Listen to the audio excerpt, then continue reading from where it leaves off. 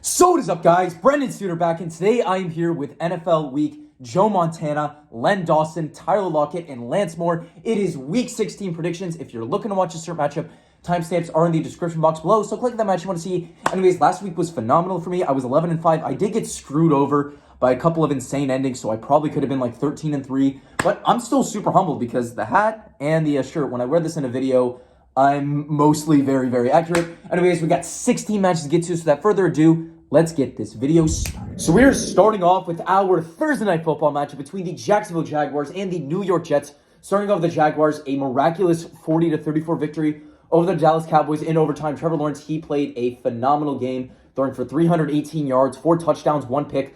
Lead rusher, of course, Travis Etienne with 103 yards, but the team had 192 ground yards in the game, which was awesome. Lead receiver, Zay Jones, 6 receptions, 109 yards, and 3 touchdowns. Followed by Christian Kirk, 6 receptions, 92 yards. And then Evan Ingram, 8 receptions, 62 yards.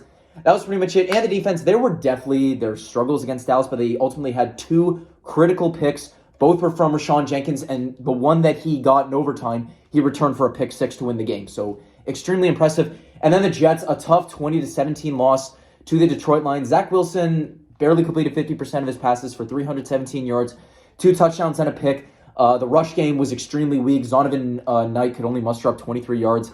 Lead receiver, Garrett Wilson, 4 receptions, 98 yards, followed by Jeff Smith, 4 receptions, 77 yards. Elijah Moore, 4 receptions, 51 yards. And then CJ Uzama, 2 receptions, 41 yards, and 2 touchdowns.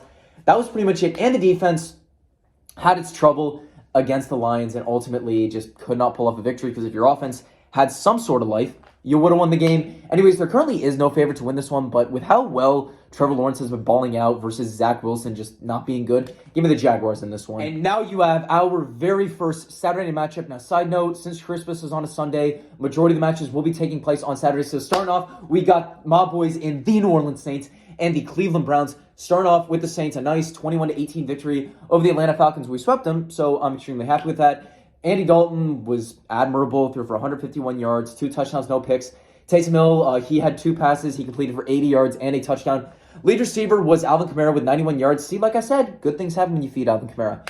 Lead receiver was Rashid Shaheed, 3 receptions, 95 yards and a touchdown. Followed by Jawan Johnson, 4 receptions, 67 yards and 2 touchdowns. And then Chris Olave, 3 receptions, 53 yards.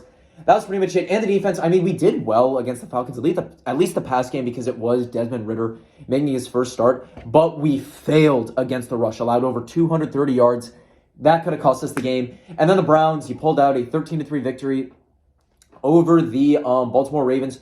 Deshaun Watson was all right. He threw for 161 yards, 1 touchdown, no picks. Lead rusher, though, was, of course, Nick Chubb with 99 yards. Lead receiver, Amari Cooper, 4 receptions, 58 yards, followed by Donovan Peoples-Jones, 4 receptions, 31 yards and a touchdown. And then David Njoku, 3 receptions, 28 yards.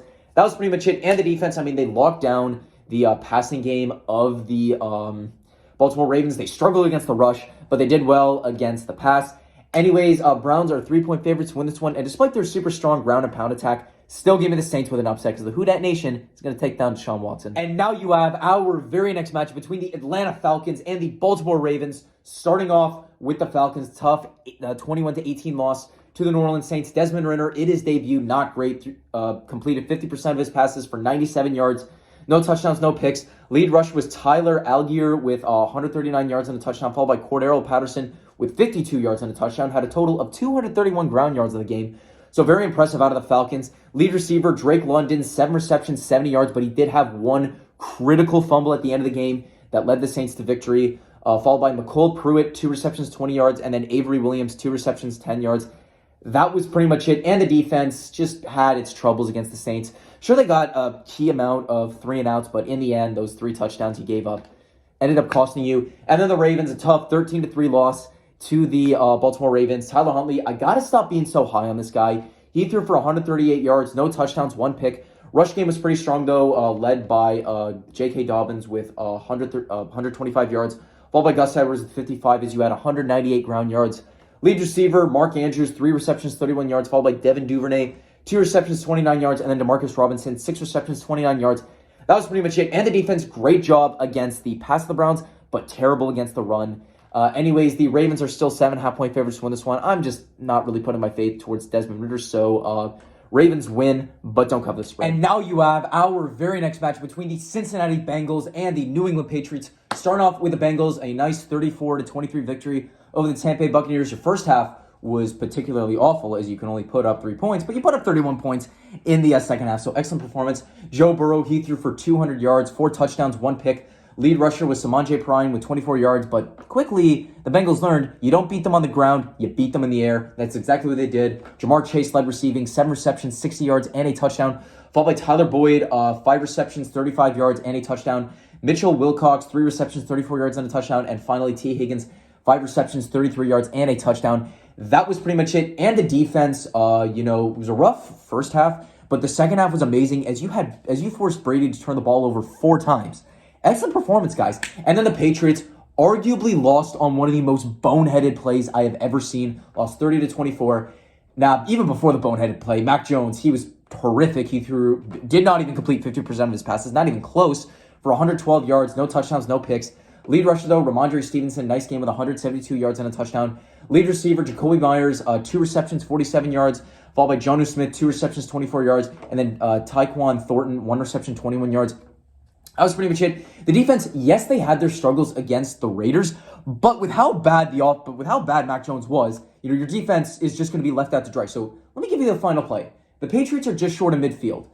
They hand the ball off to Ramondre Stevenson. He gets some yards running to the outside, and he decides to lateral it back to Jacoby Myers. Jacoby Myers, he takes it, but instead of running forward, he starts running backwards and decides, you know what? Let's throw it back to Mac Jones. Instantly, Chandler Jones is right there, catches the ball, delivers one of the most brutal stiff arms I have seen to Mac Jones, runs it in for the game-winning touchdown. And apparently, Bill Belichick didn't really want to try a Hail Mary because he wasn't trusting Mac Jones.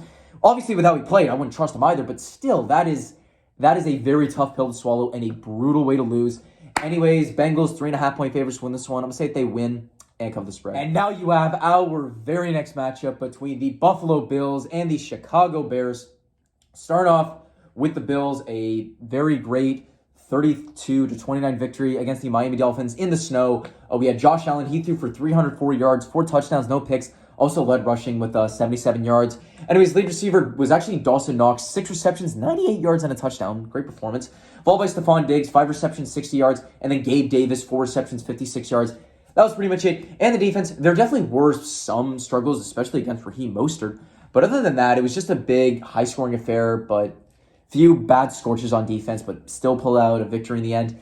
And then the Bears, a tough 25-20 loss to the Philadelphia Eagles. Justin Fields, he threw for 152 yards, 2 touchdowns, no picks. He also led rushing with 95 yards, followed by David Montgomery, who had 53 yards and a touchdown.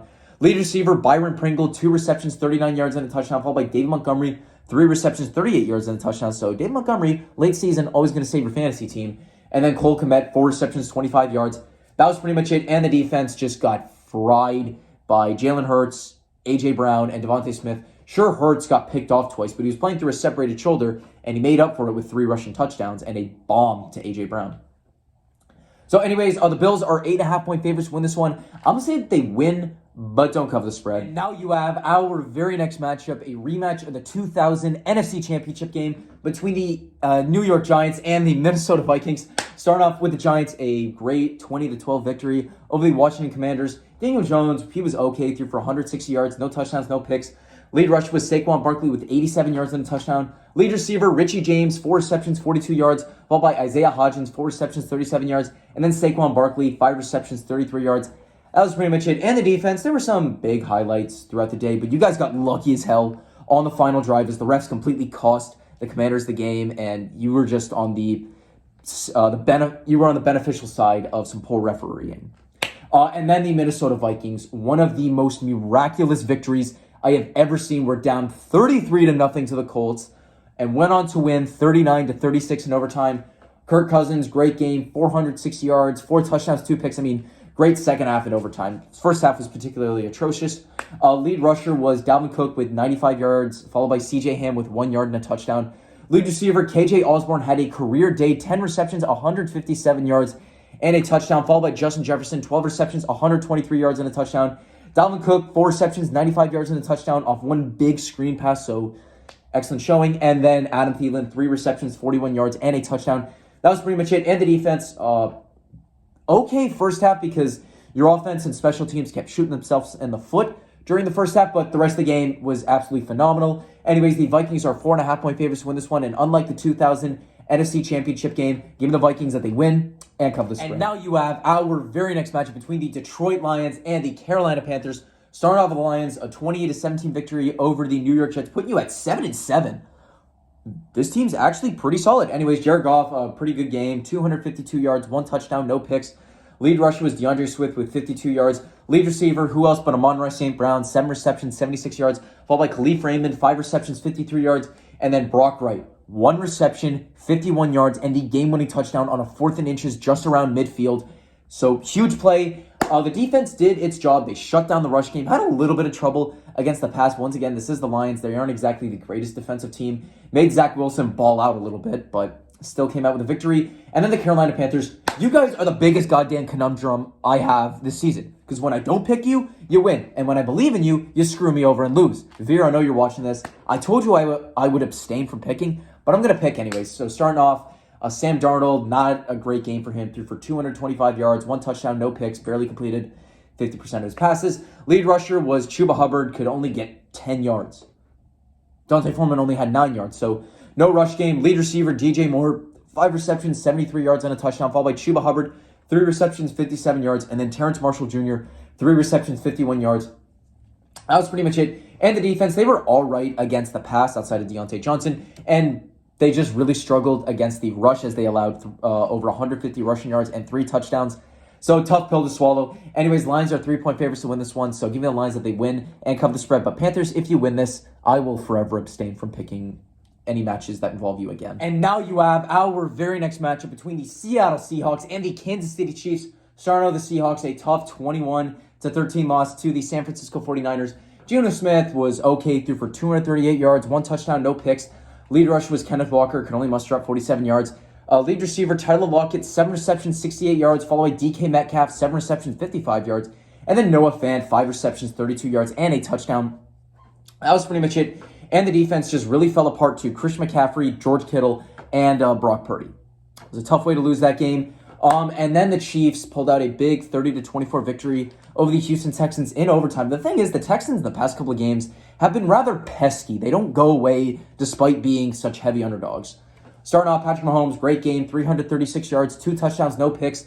Lead rusher was Isaiah Pacheco with 86 yards, followed by Jerick McKinnon with 52 yards and the walk-off touchdown. And Mahomes, he had 33 rush yards and a touchdown. Lead receiver, Travis Kelce, 10 receptions, 105 yards, followed by Juju Smith-Schuster, 10 receptions, 88 yards. And then Jerick McKinnon, 8 receptions, 70 yards, and a touchdown.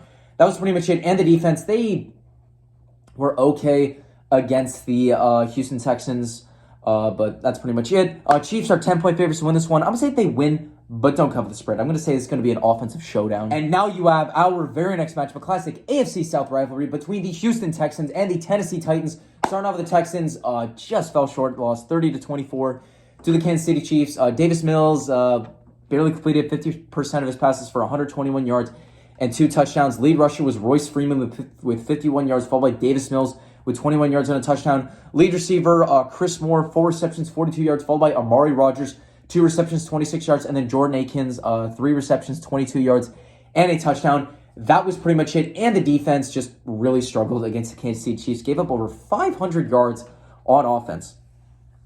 And then the Titans, you lost to the Chargers, 17-14. Ryan Tannehill was meh. He threw for 165 yards, no touchdowns and a pick. Lead rusher, though, was Derrick Henry with 104 yards and a touchdown. Lead receiver was also Derrick Henry with 4 receptions for 59 yards, followed by Chikosium Okonkwo, 4 receptions, 54 yards, and then Austin Hooper, 2 receptions, 33 yards. That was pretty much it. And the defense just had some trouble. Sure, they picked off Justin Herbert twice, one of them being one of the most miraculous interceptions I've seen, but in the end, nothing else. Although it was very admirable. Anyways, Titans, they're 4-point favorites to win this one, and I'll be honest, one of the biggest issues with the Texans is that they are terrible against the run. So as long as you hand the ball off to Derrick Henry, you should be winners. So give me the Titans that they win and cover the spread. And now you have our very first 4 o'clock matchup between the Washington Commanders and the San Francisco 49ers. One thing I'll always know for this match is obviously with the issues that happened with Trent Williams on the Commanders, that led to the fleece of a trade that the Niners got for him. Anyway, starting out with the Commanders, a tough 20-12 loss to the New York Giants. Taylor Heineke, not his best game, threw for 249 yards, 1 touchdown, no picks. Lead rusher was Brian Robinson with 89 yards. Lead receiver was Jahan Dotson, 4 receptions, 105 yards on a touchdown, followed by Scary Terry, 6 receptions, 70 yards, and then Curtis Samuel, 3 receptions, 44 yards. That was pretty much it. And the defense, I mean, they did all right against the New York Giants, but in the end, your offense, they did get screwed over by the refs at the end. Now, I'll be honest, your offensive performance that whole day wasn't great. There were just way too many mistakes, but still, it does hurt that you had some calls go against you. And then the 49ers won 21-13 over the Seattle Seahawks. Brock Purdy, so far in his stint as their quarterback, has been solid. He threw for 217 yards, 2 touchdowns, no picks. Lead rusher was Christian McCaffrey with 108 yards and a touchdown. Lead receiver George Kittle broke out, 4 receptions, 93 yards, and 2 touchdowns, followed by Jawan Jennings, 3 receptions, 31 yards, and then Christian McCaffrey, 6 receptions, 30 yards. That was pretty much it, and the defense just did a great job against the Seattle Seahawks. This defense has been amazing this year, and if they can play strong and Brock Purdy can just do his job and not screw up, this team could make a great run to win the Super Bowl, honestly. Anyways, 49ers are 7-point favorites to win this one. I'm going to say that they win and cover the spread. And now you have our very next matchup, a classic NFC East rivalry between the Philadelphia Eagles and the Dallas Cowboys. This is one of my favorite NFL rivalries. It's always such a great time to see the Eagles and the Cowboys square off against each other. Starting off with the Eagles' 25-20 victory over the Chicago Bears. Jalen Hurts, he was solid. He threw for 315 yards, no touchdowns, but he did have 2 picks. Now, he is dealing with a sprained shoulder, so there's a lot of talks. Is he going to play? Is he not going to play? I mean, some people are ruling him out, but he hasn't been fully ruled out yet. So if he does get ruled out, Gardner Minshew would start anyways, but Hurts led rushing with 61 yards and 3 touchdowns. Lead receiver A.J. Brown just broke out again. 9 receptions, 181 yards, followed by Devontae Smith, 5 receptions, 126 yards. And then Kenneth Gainwell, 2 receptions, 9 yards. That was pretty much it. And the defense did a great job against the pass game of the Chicago Bears, but just could not handle the rush. It's all right because the Bears, they abuse the rush. It's what they're good at. And then the Dallas Cowboys, a tough 40-34 loss to the Jaguars in overtime. Dak Prescott, he threw for 256 yards, 3 touchdowns, 2 picks. Lead rusher was Tony Pollard with 75 yards, followed by Ezekiel Elliott with 58 and a touchdown. So once again, as long as the ground and pound attack of Ezekiel Elliott and Tony Pollard is strong, this offense is flying. And it was. We had CeeDee Lamb, who led receiving with 7 receptions, 126 yards, followed by Noah Brown, 6 receptions, 49 yards, and 2 touchdowns. But in overtime, Dak threw him a pass, went right off his hands and into the hands of Rashawn Jenkins as he returned it for 6 to win the game for the Jags. That was Noah Brown's only slip-up. And then Tony Pollard, 4 receptions, 31 yards. That was pretty much it. And the defense just ultimately really struggled. Now, it was a strong unit to start the year, but recently they have just been looking extremely flat on defense. So anyways, Cowboys are still 4.5-point favorites to win this one. But you know what? Give me the Eagles, whether it's Jalen Hurts or Gardner Minshew. And now you have our Sunday Night Football match, a rematch of the 1972 AFC Divisional game, which was the Immaculate Reception between the Las Vegas Raiders and the Pittsburgh Steelers. However, as I'm filming this, it has been reported that former Steelers running back Franco Harris has passed away. If you don't know who Franco Harris was, he was the guy who caught the ball in the Immaculate Reception and ran it in for the walk-off touchdown. So rest in peace to Franco Harris. My condolences go out towards his family. Starting off with the Raiders, pulled off their own immaculate victory over the Patriots, 30-24. Derek Carr, he threw for 231 yards, 3 touchdowns, 1 pick. Lead rusher was Josh Jacobs with 93 yards. Lead receiver was Keelan Cole, 2 receptions, 50 yards, and a touchdown. But his foot was out of bounds there, so it should not have been a touchdown. And that walk-off touchdown should not have happened with that. Followed by Darren Waller, 3 receptions, 48 yards, and a touchdown. And then Mac Hollins, 4 receptions, 40 yards, and a touchdown. That was pretty much it. And the defense, they did a good job against the passing game of the Patriots. Could not really contain the rush, but of course, the highlight will be Chandler Jones receiving that fumble from Jacoby Myers as he stiff arms Mac Jones, runs it into the end zone for a walk-off touchdown. And then the Steelers, he won 24-16 over the Carolina Panthers. Mitch Trubisky, he was did what he needed to do. 179 yards, no touchdowns, no picks. Lead rusher was Najee Harris with 86 yards and a touchdown, followed by Jalen Warren with 38 yards and a touchdown. So you had 156 ground yards of the game. Pretty good. Lead receiver was Deontay Johnson, 10 receptions, 98 yards, followed by George Pickens, 2 receptions, 53 yards, and then Jalen Warren, 1 reception, 11 yards. That was pretty much it, and the defense was phenomenal against the Carolina Panthers. Anyway, Steelers are 2.5-point favorites to win this one, but I'm going to say that the Raiders pull off the upset. And now we have our very first Christmas game between the Green Bay Packers and the Miami Dolphins. Starting off with the Packers, pulled out a 24-12 victory over the LA Rams. Aaron Rodgers, he was aight. He threw for 229 yards, 1 touchdown, 1 pick.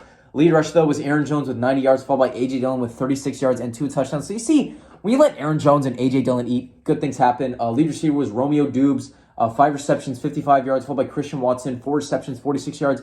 And then Aaron Jones, 4 receptions, 36 yards, and a touchdown. That was pretty much it. And the defense, they did a great job against the LA Rams. But most surprisingly, your special teams played well because past couple of years, your special teams is what's been costing you some of these games. And then the Dolphins, a tough 32-29 loss to the Buffalo Bills. Tua Tagovailoa, he's been on a bit of a decline over the past couple of weeks. Threw for 234 yards, 2 touchdowns, no picks. Lead rusher was Raheem Mostert with 136 yards. However, it was Salvon Ahmed who had 43 yards and the only rushing touchdown of the day. Lead receiver was Jalen Waddle, 3 receptions, 114 yards and a touchdown, followed by Tyreek Hill, 9 receptions, 69 yards, nice, and a touchdown. And then Cedric Wilson, 1 reception, 21 yards. That was pretty much it. And the defense, they just ultimately, they struggled against the Buffalo Bills, allowed over 450 yards of offense.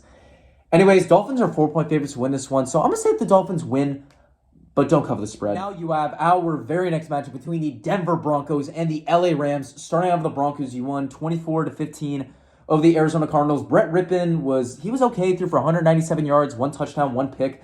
Lead rusher, though, was Latavius Murray with 130 yards and a touchdown, followed by Marlon Mack with 37 yards and a touchdown. So is it the Russell Wilson effect? Is this offense just magically good when Brett Rippon's playing QB? Because it's like when Brett Rippon's coming to play games, that's when the Broncos have scored their most points.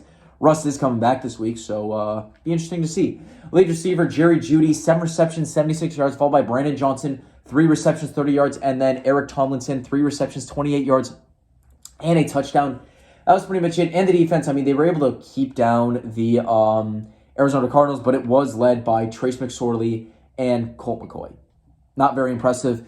And then the Rams, tough 24-12 loss. Baker Mayfield, obviously a magical first game. Didn't quite have the magic this time, throwing for 111 yards, 1 touchdown, 1 pick. Lead rusher was Cam Akers with 65 yards. And he also led rushing, 3 receptions, 35 yards. Followed by Van Jefferson, 2 receptions, 32 yards. And then Tyler Higbee, 4 receptions, 27 yards, and a touchdown. That was pretty much it. And the defense just ultimately struggled against the Green Bay Packers. Broncos are 2.5-point favorites to win this one, so I'm going to say they win and cover the spread. Broncos country, let's not disappoint us with Russell Wilson this time. And now you have our Sunday Night Football matchup, Christmas night between the Tampa Bay Buccaneers and the Arizona Cardinals. Starting off with the Buccaneers, a tough 34-23 loss to the Cincinnati Bengals. Tom Brady, he threw for 312 yards, 3 touchdowns, 2 picks, and he also lost 2 fumbles, so a total of 4 turnovers on the day for him. Once again, the first half was incredible, but the second half was just a collapse. Leonard Fournette led rushing with 44 yards, followed by Rachaad White with 38. Lead receiver, Chris Godwin, 8 receptions, 83 yards and a touchdown, followed by Mike Evans, 5 receptions, 83 yards, and then Russell Gage, 8 receptions, 59 yards, and 2 touchdowns. That was pretty much it. And the defense, like I said before, great first half, just a complete and utter collapse in the second half. And then the Cardinals, that injury bug has just completely killed you. Colt McCoy, he threw for 78 yards, no touchdowns and a pick. So Trace McSorley came in. He was even worse, did not complete 50% of his passes for 95 yards and 2 touchdowns.